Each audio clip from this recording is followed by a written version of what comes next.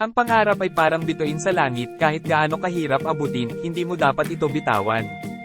Sa bawat pangarap na hinaharap ng may pusong porsigido, laging may kaba at takot, ngunit kailangan lang itong lampasan.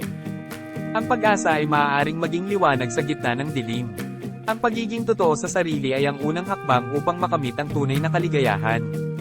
Ang pagkakamali ay hindi hadlang sa pag-abot sa iyong mga pangarap. Ang pangarap na may tiyaga at determinasyon ay may kakayahang biyayaan tayo ng tagumpay.